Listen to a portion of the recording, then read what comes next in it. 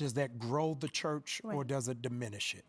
And so at that moment, I had to separate my humanity and really deal with my divine call. I'd be out of order to fight a 78-year-old. It makes no sense. And he raises up his wife as the standard of how my wife should be dressing. And so it's a false positive. It's very disappointing and disillusioning.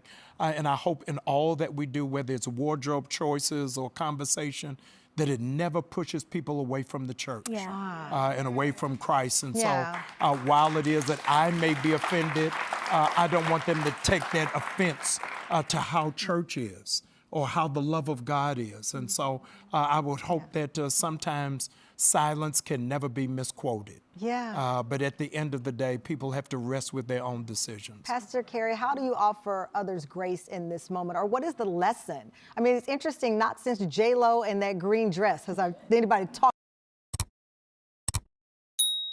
about a dress, it seems, that much. How do you balance that with the bigger message, as Jamal said, about grace and understanding and not closing of minds over something like that? Yeah, I think, you know, the lesson in it all, I hope and pray for women and men that see it, is to be so anchored in who you are and who God has called you to be, that when even the noise is loud, you are still anchored in your own identity. If I listen to what I've heard many people say, or if I read everything that I saw, I would probably be in a corner balled up somewhere, but I am clear about who created me. I am clear about what he spoke over me. I am clear about how I may be an anomaly in these spaces. And so my hope is that I live a life of grace because he gives it to me every day, and that people see that and can extend that to other people as well. And that we begin to shift the conversation, because after you get done scrolling,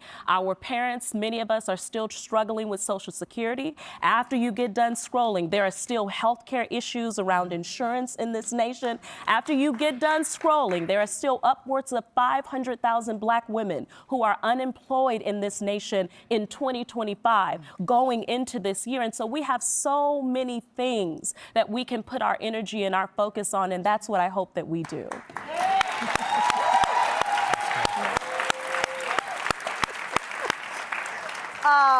Listen, I always enjoy you. I enjoy you even more now. And I do have one last question that is a very serious one.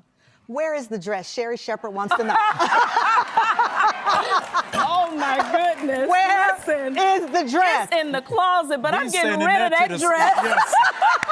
Thank you to Pastor Jamal and Pastor Carey. You can follow them on social media. Just live for the day, that's how it's gotta be.